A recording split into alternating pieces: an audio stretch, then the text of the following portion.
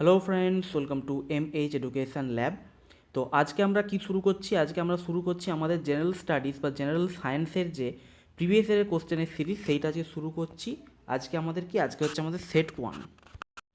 তো আমাদের চ্যানেলে কিন্তু এখন নিয়মিতভাবে প্রিভিয়াস ইয়ারের কোশ্চেন আলোচনা করা হচ্ছে। সেগুলো তোমরা যদি প্রথমবার কেউ আমাদের চ্যানেলে আজকে ভিজিট করে থাকো, প্লিজ সেই ভিডিওগুলো তোমরা গিয়ে অবশ্যই দেখো।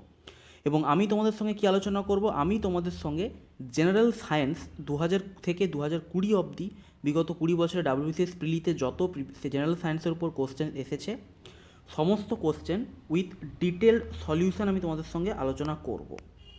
ওকে, তো ভিডিওটা প্লিজ শেষ অবধি মন দিয়ে দেখো, তার কারণ এই ধরনের ভিডিওস কিন্তু ইউটিউবে বাংলাতে খুব বেশি অ্যাভেলেবেল নেই।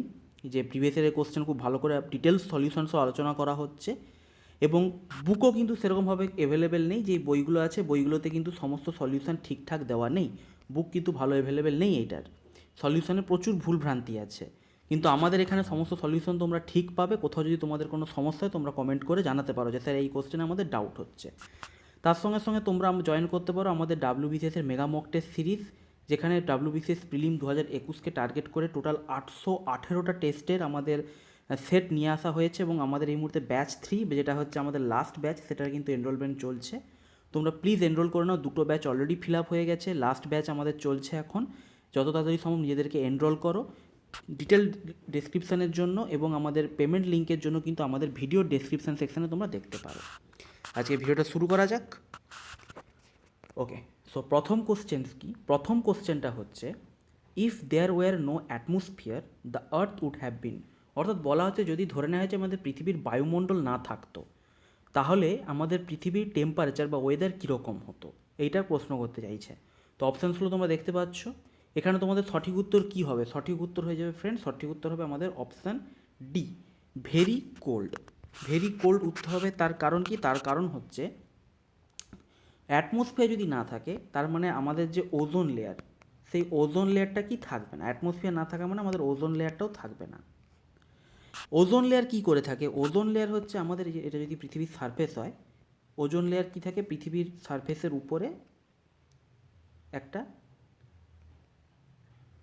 প্রোটেক্টিভ লেয়ার হিসেবে কাজ করে, যার ফলে কি হয়, যার ফলে হচ্ছে আমাদের যে সূর্যের রশ্মিগুলো যেগুলো পৃথিবীতে আসে, সেগুলো কি হয়, সেগুলো আমাদের রিফ্লেক্ট ব্যাক করে, যখন পৃথিবী পৃষ্ঠ থেকে রিফ্লেক্ট ব্যাক করে ফিরে যায়, সেগুলো এখানে গিয়ে আবার কি হয়, সেগুলো এখানে গিয়ে আবার বাউন্স ব্যাক করে। ঠিক আছে, এখানে এই ওজোন লেয়ারে গিয়ে আবার বাউন্স ব্যাক করে পৃথিবী পৃষ্ঠে আবার ফিরে আসে। যে কারণে কি হয়, যে কারণে আমাদের পৃথিবী পৃষ্ঠের যে নর্মাল টেম্পারেচার, সেই নর্মাল টেম্পারেচারটা মেনটেন থাকে, যেটা আমাদের লাইফকে সাস্টেন করার জন্য দরকার। কিন্তু যদি সেই অ্যাটমসফিয়ারটা না থাকে, তাহলে কি, তার মানে সেই ওজোন লেয়ারটাই থাকবে না, ওজোন স্তরটাই থাকবে না। তাহলে যা তাপমাত্রা আসবে, মানে যে সূর্যের যা রশ্মি আমাদের পৃথিবীতে আসবে, পুরোটাই বাউন্স ব্যাক হয়ে ফিরে চলে যাবে। কোনো রকম কোনো হিট ট্র্যাপ করতে পারবে না। তাই অটোমেটিক কী হয়ে যাবে? অটোমেটিক হচ্ছে আমাদের পৃথিবী কী হয়ে যাবে? পৃথিবী হচ্ছে আমাদের বল অফ আইসে কনভার্ট হয়ে যাবে। নেক্সট 2 নম্বর কোশ্চেন বলা হচ্ছে, the solar cooker works on the same principal as. আমাদের যে সৌর কুকার যে থাকে, সোলার কুকার কোন প্রিন্সিপালের উপর কাজ করে বা কোন নিয়মে কাজ করে, বা কিসের, মানে কোনটার সঙ্গে সিমিলারিটি আছে অপশানগুলোর মধ্যে? তো এখানে তোমরা সকলে অলরেডি বুঝে গেছো, সঠিক উত্তর হচ্ছে অপশান সি, গ্রিন হাউস। গ্রিন হাউসের সঙ্গে কিন্তু এর সিমিলারিটি দেখতে পাওয়া যায়। কারণ তোমরা সকলেই জানো যে গ্রিন হাউসেও কী হয়, গ্রিন হাউসে তোমাদের এক্ষুনি যে জিনিসটা আমি বোঝালাম, ওজোন লেয়ার ঠিক যেমনভাবে কী করে, যে আমাদের পৃথিবী পৃষ্ঠটাকে গরম রাখে, হিটটাকে ট্র্যাপ করে, পুরোপুরি রিফ্লেক্ট ব্যাক হয়, সূর্যের কিরণটা ফিরে যেতে পারে না। গ্রিন হাউসও কী করে, গ্রিন হাউসও ঠিক একই প্রিন্সিপালে কাজ করে, এবং সেম চলে সোলার কুকারের ক্ষেত্রে। সোলার কুকার কী করে, যে convert Sunlight into hit energy and the hit energy trapped is use for cooking. Solar ওটাকে তো হিট এনার্জিতে কনভার্ট করছে, এবং সেই হিটটাকে কী করা হচ্ছে, হিটটাকে ট্র্যাপ করছে, যেটার মাধ্যমে রান্না হয়ে থাকে। এবং গ্রিন হাউসের ক্ষেত্রেও কিন্তু সেম প্রসেস চলে। সূর্যের আলোটাকে হিট এনার্জিতে কনভার্ট করে এবং সেই হিটটাকে ট্র্যাপ করে রাখা হয়। গ্রিন হাউসও সেম কাজ করে, এবং আমাদের যে ওজোন লেয়ারও একদম সব সেম প্রিন্সিপালে কাজ করে। Next question, hydraulic press is based on. Important question, পরীক্ষায় কিন্তু রিপিট হতে পারে। হাইড্রোলিক প্রেস কোন লয়ের উপর কাজ করে? সেটা হচ্ছে পাস্কাল লয়ের উপর কাজ করে। খুব ইম্পর্টেন্ট কোশ্চেন। পাস্কাল লটা কি? পাস্কাল লটা হচ্ছে বলা হচ্ছে যে pressure through out a close system is constant, মানে তোমরা বলতে পারো যে কোনো একটা ক্লোজ সিস্টেমের মধ্যে সমস্ত ডাইরেকশানে প্রেসার কী হবে, কনস্ট্যান্ট হবে, বা প্রেসার সবসময় কনস্ট্যান্ট থাকবে, প্রেসারের কোনো রকম কোনো পরিবর্তন হবে না। কিন্তু আমার কি হতে হবে, এটাকে ক্লোজ সিস্টেম হতে হবে, মানে বাইরে থেকে আমি কোনো কিছুর আদান প্রদান করতে পারবো না, নাহলে কিন্তু সেটা মেনটেন হবে না। আর হাইড্রোলিক প্রেস কি, হাইড্রোলিক প্রেস হচ্ছে তোমরা এখানে দেখতে পাচ্ছ। আচ্ছা, এই ফর্মুলাটা খুব ভালো করে মনে রাখবে যে F2/F1 is equals two A2/A1। A2 R A1 তোমরা বুঝতে পারছো, এইগুলোর হচ্ছে ক্রস সেকশনাল এরিয়া। হাইড্রোলিক প্রেসের অ্যাডভান্টেজটা কী হয়, হাইড্রোলিক প্রেসের অ্যাডভান্টেজ হয় যে নর্মাল ক্ষেত্রে যদি আমাকে এত বড় একটা জিনিসকে উপরে তুলতে বলে, আমরা হয়তো সেটাকে নর্মালি তুলতে পারবো না। কিন্তু হাইড্রোলিক প্রেসের মাধ্যমে কি হয়, হাইড্রোলিক প্রেসের মাধ্যমে এই ছোট্ট জিনিসটাকে কন্ট্রোল করবো, মানে এই অংশটুকুকে আমরা কী করবো, কোনো একটা লিভারের মাধ্যমে আমরা এটাকে প্রেস করবো। প্রেস করলে তখন কী হবে, সেই প্রেসারটা এখানে গিয়ে পড়বে, কারণ প্রেসার কনস্ট্যান্ট থাকে সমস্ত ডাইরেকশানে, তখন এই জিনিসটা উপরের দিকে উঠতে শুরু করবে। এটাই হচ্ছে হাইড্রোলিক প্রেসের অ্যাডভান্টেজ। কারণ নর্মালি যদি এত বড় একটা জিনিসকে তুলতে হয়, আমাদের কী করতে হবে, অনেক বেশি এফোর্ট লাগাতে হবে। হাইড্রোলিক প্রেসে কী হয়, সেই এফোর্টটা আমাদের অনেক কম লাগিয়েই আমরা করতে পারবো। নেক্সট 4 নম্বর কোশ্চেন কী বলা হচ্ছে, এলইডি স্ট্যান্ডস ফর। এলইডি, এটাও তোমরা অলরেডি সকলের জন্য এলইডির পুরো ফর্ম কি, সেটা হচ্ছে option B, light emitting diode. এবং লাইট এমিটিং ডায়োড, এবং এখানে কি বলা হচ্ছে যে LED lighting products produce light up to 90% more efficiently than the incandescent light bulb. Incandescent light bulb কোনগুলো, যেগুলো হচ্ছে আমাদের পুরনো লাইট বাল্ব, যেখানে হচ্ছে টিউবের চোখ ছিল, স্টার্টার ছিল, এই ধরনের যে লাইট বাল্বগুলো ছিল বা টিউবগুলো ছিল, সেগুলোকে বলা হয় ইনক্যান্ডেসেন্ট। এখন যেগুলো এসে গেছে, এখন তো সবই এলইডি এসে গেছে, সবাই এলইডি ব্যবহার করে, কারণ এতে প্রচুর পরিমাণে বিদ্যুতের সাশ্রয় হয়।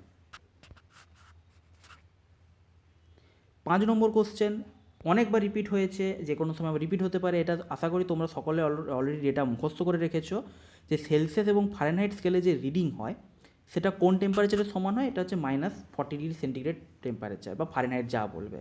এটা অনেকবার রিপিট হয়েছে এবং এটা কিন্তু খুব কমন কোশ্চেন। তো আমি এখানে ডিটেলস দেখিয়ে দিয়েছি, এর রিলেশনশিপে তোমরা সকলেই জানো, এটা হচ্ছে কি C/5 is equals two F - 32/9।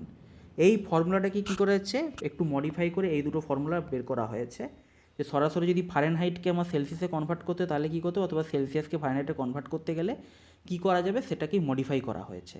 এরপর কী হয়েছে, যে কোনো একটা ইকুয়েশানে, ফর এক্সাম্পল এই ইকুয়েশানটায় এফের জায়গায় আমি যদি সি বসিয়ে দিই, কারণ আমাকে বের করতে হবে কোন টেম্পারেচার ফারেনহাইট আর সি সমান, সেটা যদি আমি বসিয়ে দিতে পারি এফের জায়গায় সি, তারপর আমি সলিউশন করলে বেরিয়ে আসবে কি, আমার অ্যান্সার বেরোবে -40। ঠিক আছে, তো এটা দরকার হলে তোমরা ভিডিওটা পজ করে একবার দেখে নিও, কিছুই নেই, বা নিজেরা ক্যালকুলেশন করে দেখিয়ে নিতে পারো, বা সরাসরি তোমরা C/5 is equals two F - 32/9 এই জায়গাটাতেও তোমরা বসিয়ে অ্যান্সার বের করে নিতে পারো, অ্যান্সার কিন্তু বেরিয়ে যাবে। 6 নম্বর কোশ্চেন হচ্ছে Mg2+ ইজ আইসো ইলেকট্রনিক উইথ। Mg2+ আইসো ইলেকট্রনিক মানে কি, যে সমস্ত জিনিসগুলোতে সমান সংখ্যক ইলেকট্রন থাকে। তো Mg2+ কিসের সঙ্গে আইসো ইলেকট্রনিক, এটার জন্য তোমাদের একটু মানে ইলেকট্রনের নাম্বারগুলো জানতে হবে, পিরিয়ডিক টেবিলের একটু স্লাইড নলেজ থাকতে হবে। সঠিক উত্তর কী হবে, সঠিক উত্তর হবে Na+। তার কারণ তোমরা সকলেই জানো যে সোডিয়ামের মধ্যে কটা ইলেকট্রন থাকে, 11টা, আর ম্যাগনেসিয়ামের মধ্যে থাকে 10টা, ম্যাগনেসিয়ামের মধ্যে থাকে 12টা। ওকে, তো সেখানের জন্য তোমরা দেখতেই পাচ্ছ, যখনই Mg2+ হবে, তার মধ্যে কি দুটো প্লাস, মানে কি দুটো ইলেকট্রন ঘাটতি আছে, তাহলে 12 থেকে দুটো ইলেকট্রন ঘাটতি হয়ে যাবে, 10টা ইলেকট্রন আছে। আর সোডিয়াম প্লাসের মধ্যেও কি আছে, 10টা ইলেকট্রন। সোডিয়াম প্লাস একটা প্লাস মানে কি, একটা প্লাস মানে হচ্ছে একটা ইলেকট্রন ঘাটতি আছে, তাহলে 11 থেকে এটা কমে হচ্ছে 10, তাহলে এরা কি আইসো ইলেকট্রনিক স্পিসিস। 7 নম্বর কোশ্চেন হচ্ছে hybridization of C2 and C3, মানে 2 নম্বর এবং 3 নম্বর কার্বনের হাইব্রিডাইজেশন কী আছে এখানে। ওকে, তো এখানে কোশ্চেনটা ভুল আছে নাকি, কোশ্চেনটা মনে হচ্ছে ভুল আছে, প্রিন্টিং মিস্টেক আছে, কারণ C30 H31 35 31 এগুলো কি 35, কিছু একটা ভুল, আর এই পিছনে যে আওয়াজ হচ্ছে এক্সট্রিমলি সরি, ফটকা ফাটাচ্ছে, কিছু করার নেই, পিছনে আওয়াজ যদি হয়ে থাকে এক্সট্রিমলি সরি, আমি আমি কিছু করার নেই, ফটকা ফাটালে আমি কী করবো। আচ্ছা যাই হোক, এই কোশ্চেনটা মনে হচ্ছে ভুল আছে জানো তো, ঠিক আছে আমি দেখছি দাঁড়া। আচ্ছা, কোশ্চেনটা যখন ভুল আছে, আমি তোমাদের জাস্ট হাইব্রিডাইজেশনটা একটু শর্টে বুঝিয়ে যাচ্ছে, যতটা সময় আছে দেখি। ঠিক আছে, আজকে আমি কোশ্চেন দুটো কম করবো, হাইব্রিডাইজেশনটা বুঝিয়ে দিই। আচ্ছা দেখো, কার্বনের হাইব্রিডাইজেশন কি কি হয় তোমরা সকলে জানো, সেটা হচ্ছে কি sp3, sp আর sp2, এই হাইব্রিডাইজেশনগুলো দেখতে পাওয়া যায়। তো হাইব্রিডাইজেশন দেখো হাইব্রিডাইজেশন বের করা কিছুই না, হাইব্রিডাইজেশন বের করা খুব ইজি। বলে দিচ্ছি, দেখো তোমাদের খালি একটা জিনিস মাথায় রাখতে হবে কি, sp3 মানে টোটাল কত, টোটাল 4, s একটা p 3টে। sp2 মানে কি, sp2 মানে হচ্ছে টোটাল নাম্বার হচ্ছে 3, s একটা p 2টো, আর sp মানে হচ্ছে কি, sp মানে হচ্ছে 2, s একটা p একটা। এবার তোমরা বলবে স্যার এই 2 3 4 যেটা বলছেন এটা কিসের সঙ্গে সম্পর্ক, মানে কোথা থেকে কি বলছেন আপনি, এটা কিসের সঙ্গে, সেটা হচ্ছে আমার কার্বনের সঙ্গে নাম্বার অফ অ্যাটম কতগুলো যুক্ত আছে, নাম্বার অফ অ্যাটম কতগুলো যুক্ত আছে প্লাস নাম্বার অফ কি লোন পেয়ার। এবার তোমরা বলবে স্যার লোন পেয়ার কী জিনিস, লোন পেয়ার কী জিনিস তোমাদের এখানে ডিটেলস জানার দরকার নেই, তার কারণ আমাদের কার্বনের ক্ষেত্রে 99.99% যে কম্পাউন্ড তৈরি করে কার্বন, সেখানে লোন পেয়ার থাকে না, লোন পেয়ার এক্সিস্ট করে না। কিছু এক্সেপশনাল কেস আছে, সেগুলো তোমাদের ডাব্লিউবিসিএসের সিলেবাসে নেই, ডাব্লিউবিসিএস তোমাদের অত টাফ কোশ্চেন দেবে না, ঠিক আছে। তাও তোমাদের ফর্মুলাটা আমি বলে দিলাম যে কার্বনের সঙ্গে নাম্বার অফ অ্যাটম যতগুলো যুক্ত থাকবে plus number of lone pair. তো এই লোন পেয়ারটা ম্যাক্সিমাম ক্ষেত্রে দেখবে জিরোই হবে, মানে ডাব্লিউবিসিএসের লেভেলে যে কোশ্চেন দেবে জিরোই হবে, ঠিক আছে। লোন পেয়ারের কোশ্চেন তোমাদের দেবে না, কারণ এই হাইব্রিডাইজেশনটাই অ্যাকচুয়ালি দেখতে গেলে একটু আউট অফ দ্য সিলেবাস হয়ে যাচ্ছে ডাব্লিউবিসিএসের জন্য। এরপর তোমরা কী করবে, ফর এক্সাম্পল তোমাকে বললো CH4-এর কী বলবে যে হাইব্রিডাইজেশন কত, তাহলে আমার এখানে কার্বনের সঙ্গে কতগুলো অ্যাটম যুক্ত আছে, 4টা, তাহলে আমার কি 4, তাহলে এই 4 হলে আমি কি বলেছিলাম তোমাদের, 4 হলে কি বললাম এক্ষুনি, sp3, একটা s 3টে p, টোটাল 4, এই 4-এর সঙ্গে এই 4টাকে ইকুয়াল করতে হবে, এটাই আমি তোমাদের বলছিলাম। আরও একটা এক্সাম্পল দেখে নাও, সেটা হচ্ছে কি ফর এক্সাম্পল C2H4, এর ক্ষেত্রে তোমরা কি করবে, তাহলে এর ফরমেশনটা হচ্ছে কি এইরকম,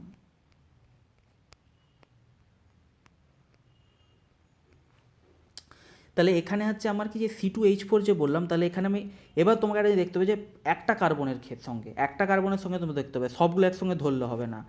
ফর এক্সাম্পল আমি ধরো এই কার্বনটা নিচ্ছি, এই কার্বনের সঙ্গে আমার কতগুলো অ্যাটম যুক্ত আছে, একটা, মানে এই কার্বনটা যুক্ত আছে 2 3, 3 হলে আমার হাইব্রিডাইজেশন কত হয়, 3 হলে আমার হাইব্রিডাইজেশন হয় sp2, একটা s 2টো p, টোটাল 3, তাহলে এখানে আমি কী পেয়ে গেলাম, এখানে পেয়ে গেলাম sp2 হাইব্রিডাইজেশন। এরপর আরেকটা দেখে নিই C2H2, তাহলে এখান থেকে আমি কী পাচ্ছি, এখান থেকে আমি পাচ্ছি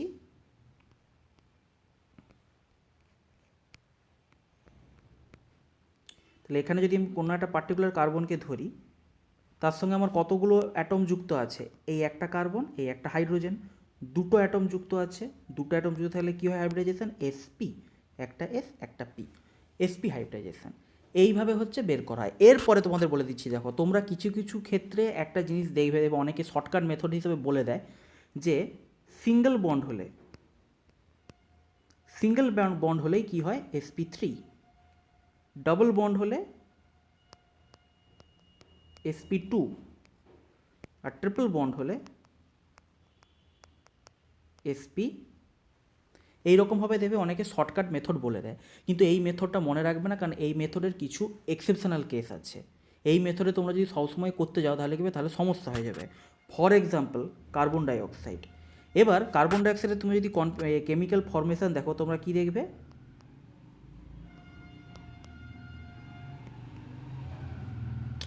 সরি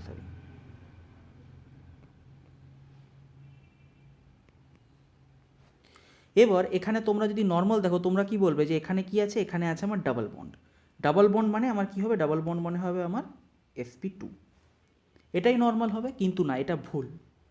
তার কারণ এবার তুমি দেখো নাম্বার অফ অ্যাটম যদি ক্যালকুলেট করো, এই একটা কার্বনের সঙ্গে কতগুলো অ্যাটম যুক্ত আছে, 1 2, তাহলে 2টো কার্বন যদি যুক্ত থাকে সেখানে আমার হাইব্রিডাইজেশন কি হয় sp, তাহলে এখানের সঠিক উত্তর কী হবে sp। কার্বন ডাইঅক্সাইডের ক্ষেত্রে কার্বনের হাইব্রিডাইজেশন কি sp, নট sp2 কিন্তু নয়।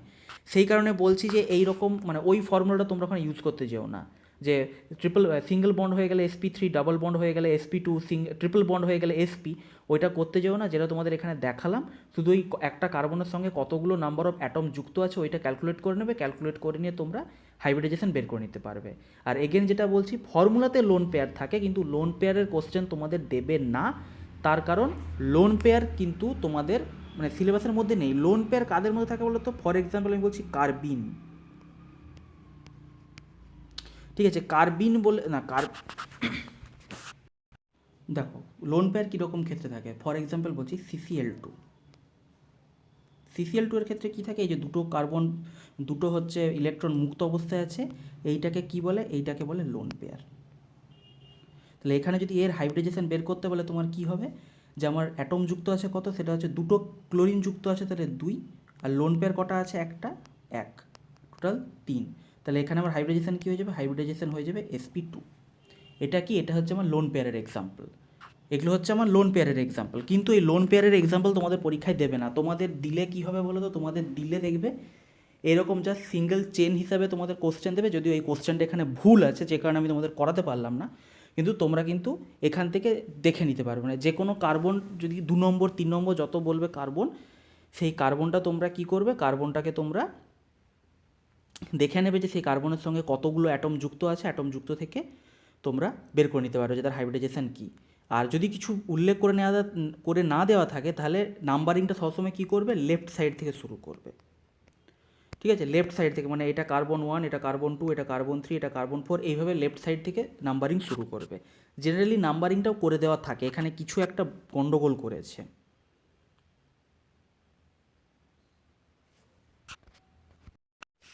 ওকে, নেক্সট 8 নম্বর কোশ্চেন কী বলা হচ্ছে, when a ball is taken from the equator to the pole of the earth, যখন কোনো একটা বলকে নিরক্ষীয় রেখা থেকে মেরু প্রদেশে নিয়ে যাওয়া হয় তখন কি হয়, তার মানে ওজনের কি পরিবর্তন। দেখো এখানে অপশানে এই দুটো অপশান তো প্রথমেই কাটা, কারণ মাস আমার কনস্ট্যান্ট, মাস কখনো চেঞ্জ হবে না। প্রথমে কি বলেছে অপশানে, it mass increases, not possible, both its mass and weight change, not possible, mass কখনো চেঞ্জ হয় না। এবার আমাকে দেখতে হবে যে কি, আইদার আমার ওয়েট ইনক্রিজ হবে, আইদার আমার ওয়েট ডিক্রিজ হবে। তাহলে ওয়েট ইজ ইকুয়ালস টু কি, মাস যদি আমার কনস্ট্যান্ট হয়, weight is equals to mg, তার মানে জি এর ভ্যালুর উপর আমাকে জিনিসটা ডিপেন্ড করবে। এবং সবসময় মনে রাখবে, যখনই পোল থেকে, এখানে কি বলেছে, ইকুয়েডার থেকে পোল, হ্যাঁ, যখনই ইকুয়েডার থেকে পোলের দিকে যাওয়া হবে তখন কী হবে, তখন কিন্তু জি এর ভ্যালু ইনক্রিজ করবে, ঠিক আছে। যখনই নিরক্ষীয় রেখা থেকে মেরু প্রদেশের দিকে যাওয়া হবে জি এর ভ্যালু ইনক্রিজ করবে। আমাদের পৃথিবী পৃষ্ঠে আর্থ সারফেসে জি এর ভ্যালু ম্যাক্সিমাম হয় পোল রিজিয়নে, পোলার রিজিয়নে কী হয়, জি এর ভ্যালু ম্যাক্সিমাম হয়। তাই আমার এখানে সঠিক উত্তর কী হবে, সঠিক উত্তর হবে দ্য ওয়েট ইনক্রিজেস। যখন ইকুয়েটার থেকে পোলের দিকে নিয়ে যাওয়া হবে তখন ওয়েট ইনক্রিজ করবে, আর যখন উল্টো ঘটবে তখন ওয়েট ডিক্রিজ করবে। যখন পোল থেকে ইকুয়েটারের দিকে আনা হবে তখন ওয়েটটা ডিক্রিজ করে যাবে, কারণ জি এর ভ্যালু ডিক্রিজ করবে। নেক্সট 9 নম্বর কোশ্চেন বলা হচ্ছে, the compound that can not be kept in a glass vessel because it reacts with glass, সেটা কি, সেটা হচ্ছে HF। অপশান সঠিক উত্তর হয়ে যাবে option C, hydrofluoric acid can not be stored in glass bottle because the compounds call silicates in the glass are attacked by HF and get dissolve in it. মানে glass মানে তো তার মধ্যে silica থাকবে, সিলিকেট যে থাকে সেই সিলিকেটটা কী হয়, সিলিকেটকে এখানে অ্যাটাক করে, সিলিকেটকে এরা কী করে, সিলিকেটকে এরা অ্যাটাক করে HF। এবং সেই রিয়াকশানটাও এখানে তোমরা দেখতে পাচ্ছ, রিয়াকশানটাও কিন্তু এখানে নিচে দিয়ে দেওয়া আছে, যে কারণে HF বা হাইড্রোফ্লুরিক অ্যাসিডকে কিন্তু গ্লাসের মধ্যে স্টোর করে রাখা পসিবল নয়। এই রিয়াকশানটা পারলে তোমরা নোট ডাউন করে নিও। নেক্সট 10 নম্বর কোশ্চেন কী বলা হচ্ছে, 10 নম্বর কোশ্চেন বলা হচ্ছে, how many grams of NaOH needed to make 100 ml of A 0.5 molar solution of NaOH।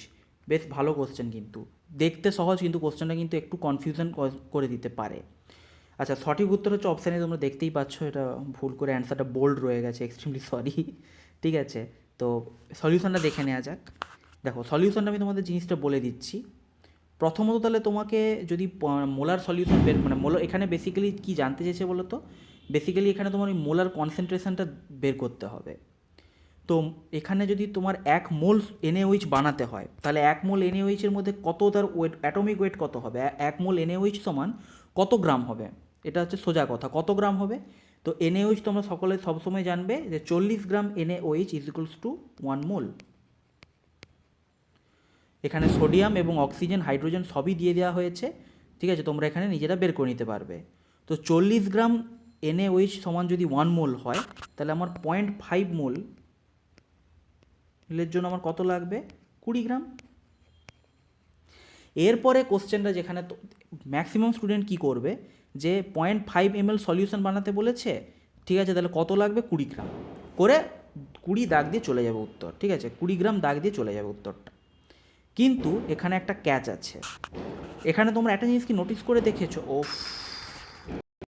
আচ্ছা, আম এক্সট্রিমলি সরি গাইস, এখানে আমি জানি না আজকে আশেপাশে কেন এত বাজি ফাটছে আমি জানি না, তো যদি একটু ব্যাকগ্রাউন্ডে আওয়াজ এসে থাকে এক্সট্রিমলি সরি, কারণ আমি মাঝখানে বেজন্য রেকর্ডিংটা বন্ধ করে দিয়েছিলাম, কিন্তু এরা এক নাগাড়ে বাজি ফাটিয়ে যাচ্ছে। একটু আওয়াজের উপর আমার গলার উপর একটু ফোকাস করো, এক্সট্রিমলি সরি। তো যেটা তোমাদের বলছিলাম, যে তোমার এখানে ম্যাক্সিমাম স্টুডেন্ট কী করবে, 20 দাগ দিয়ে চলে যাবে। কিন্তু দেখো এখানে একটা জিনিস উল্লেখ করে দেওয়া আছে, যেটা তোমরা হয়তো নোটিস করবে না, সেটা হচ্ছে বলা হয়েছে মেক 100 ml অফ 0.5 সলিউশন। তোমাদের আমি কী বলছিলাম, এখানে অ্যাকচুয়ালি মোলার কনসেন্ট্রেশন বের করতে দিয়েছে, যে 0.5 মোলার সলিউশন কত, 100 ml বানাতে হবে তোমাকে। আর আমরা জেনারেলি কী করি, জেনারেলি আমরা মোলার কনসেন্ট্রেশন কী করি, মোল পার লিটারে বের করি, ঠিক আছে, মোল পার লিটারে করি। তার মানে এখানে তোমাকে ধরে নিতে হবে যে ওই যে 20 গ্রাম যে আমি বের করছি ওটা কত, সেটা হচ্ছে 1 লিটার সলিউশনের জন্য। কিন্তু তোমার এখানে 1 লিটার সলিউশন চাইনি, তোমার চেয়েছে কত, 100 ml সলিউশন চেয়েছে। তাহলে অটোমেটিক্যালি আমাকে কী করতে হবে, এই যে 20 গ্রাম ইন্টু 100 ডিভাইডেড বাই 1000 এইটা করতে হবে। তাহলে এখান থেকে আমি কী পেয়ে যাব, সঠিক উত্তর হয়ে যাবে 2 গ্রাম। ঠিক আছে, এই জিনিসটা কিন্তু ভালো করে মনে রাখবে, এটা তোমাদের ভুল হওয়ার সম্ভাবনা থাকে। 20 গ্রাম করেই অনেকে কী অনেকেই 0.5 ml সলিউশন দেবে তাড়াহুড়োর মাথায়, কী করবে, এটা 40, ঠিক আছে, 0.5 মানে অর্ধেক 20 করে বেরিয়ে চলে যাবে। এইটা যে এখানে দিয়েছে এটা অনেকে লক্ষ্য করবে না, এই জিনিসটা কিন্তু প্লিজ একটু লক্ষ্য করবে। ওটাই এখানে সলিউশনটা করে দেওয়া আছে, ঠিক আছে, ওটাই এখানে সলিউশনটা করে দেওয়া আছে। 11 নম্বর কোশ্চেন হচ্ছে, যাক ফটকাটা আপাতত বন্ধ হয়েছে। Chemically aspirin is known as, aspirin যে থাকে, অ্যাসপিরিনের কেমিক্যাল নাম কি, রাসায়নিক নাম কি? খুব ইজি কোশ্চেন, আশা করি তোমরা সকলেই জানো এবং খুব ইম্পর্টেন্ট কোশ্চেন। এর সঠিক নাম কি? সঠিক নাম হচ্ছে অ্যাসিটাইল স্যালিসাইলিক অ্যাসিড, অথবা বা তোমরা IUPAC নেম যেটাকে বলে সেটা কি বলতে পারো, 2 aceto oxy benzoic acid or 2 acetyl oxy benzoic acid. এটা হচ্ছে কি, এইটা হচ্ছে আমাদের IUPAC নেম। IUPAC নেমটা মনে রাখতে পারো, তো জেনারেলি অ্যাসিটাইল স্যালিসাইলিক অ্যাসিড নাম মনে রাখলেই হবে, পারলে মনে রেখো যদি কোনো দিন ধরে নেয়। নেক্সট 12 নম্বর কোশ্চেন কি বলা হচ্ছে, ট্রান্সফার অফ পোলেন ফ্রম এটা অ্যানাদার না, এটা অ্যান্থার হবে, sir. Transfer of pollen from anther to stigma of the same flower is refer to as, মানে সেম ফুলের অ্যান্থার থেকে যদি পরাগটা আমার স্টিগমাতে ট্রান্সফার হয় তখন সেটাকে কি বলা হয়, তখন সেটাকে বলা হয়, সঠিক উত্তর হবে অপশান ডি, অটোগ্যামি। এটাকে বলা হয় কি, এটাকে বলা হয় অটোগ্যামি। তো দেখো প্রথমত তোমাদের জানতে হবে যে এই পোলেন গ্রেন যে একটা স্টিগমা থেকে পিস্টিলে ট্রান্সফার হয় এটাকে কি বলা হয়, এটাকে বলা হয় আমাদের পলিনেশন। এবং যে ক্ষেত্রে কি হয়, যে ক্ষেত্রে হচ্ছে তোমার মানে এই সেলফ পলিনেশন হতে পারে, একটা ক্রস পলিনেশন হতে পারে। সেলফ পলিনেশন মানে কি, সেম গাছের মধ্যেই আমার কি হবে, আমার পোলেনটা ট্রান্সফার হবে। ক্রস পলিনেশন মানে একটা গাছ থেকে অন্য গাছে আমার পোলেনটা ট্রান্সফার হবে। সেলফ পলিনেশনের আবার দুটো প্রকারভেদ দেখতে পাওয়া যায়, একটা হচ্ছে অটোগ্যামি, একটা হচ্ছে নিটোগ্যামি। অটোগ্যামি আর নিটোগ্যামি। তো অটোগ্যামি কি, এটা তোমরা এখানে দেখতেই পেলে। অটোগ্যামি কি, যে সেম ট্রি মানে একই গাছ, তার মধ্যে সেম ফ্লাওয়ারটাও সেম হবে, ঠিক আছে। এখানে কী হবে, সেম ফ্লাওয়ার, সেম ফ্লাওয়ারের মধ্যে যদি আমার পোলেন ট্রান্সফার হয় তখন সেটাকে কি বলে, অটোগ্যামি। আর নিটোগ্যামির ক্ষেত্রে কি হয়, সেম ট্রি কিন্তু ডিফারেন্ট ফ্লাওয়ার,